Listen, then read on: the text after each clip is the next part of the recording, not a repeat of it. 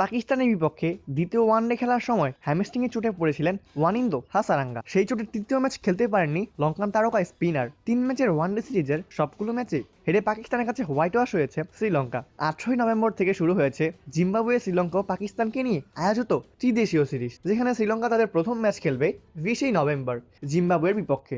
সেই ম্যাচের আগে এখনো হাসারাঙ্গা চোট নিয়ে কিছু জানায়নি শ্রীলঙ্কা ক্রিকেট বোর্ড। এমনকি ডানহাতি লেগ স্পিনার ত্রিদেশীয় সিরিজ থেকেও ছিটকে যাননি। চোট থেকে এখনো পুরোপুরি সেরে না ওঠায় হাসারাঙ্গার ব্যাকআপ হিসেবে বিজয়কান্ত বিশককে দলে রেখেছে শ্রীলঙ্কা ক্রিকেট বোর্ড SLC।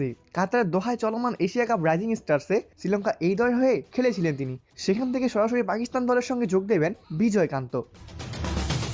শ্রীলঙ্কার হয়ে কেবলমাত্র একটি ম্যাচ খেলেছেন এই ডানহাতি লেগ স্পিনার। 2023 সালের অক্টোবরে এশিয়ান গেমসে খেলেছিলেন তিনি। 2020 সালে মাত্র 18 বছর 364 দিন বয়সে লঙ্কা প্রিমিয়ার লিগ LPL জাফনা স্টার্সের হয়ে খেলেছিলেন বিজয়কান্ত। জাফনার প্রথম ক্রিকেটার হিসেবে তাকে আন্তর্জাতিকভাবে টিভিতে দেখা গেছে। 2025 সালের আগস্টে শ্রীলঙ্কার টি-20 লিগে দ্বিতীয় সর্বোচ্চ উইকেট নিয়েছিলেন বিজয়কান্ত। সব মিলিয়ে এখনো পর্যন্ত 59 টি-20তে 67টি উইকেট নিয়েছেন বিজয়কান্ত। ত্রিদেশীয় সিরিজ পাওয়া যাচ্ছে না অধিনায়ক চারিতা সালাঙ্কা ও পেসার আসিতা ফার্নান্দোকে।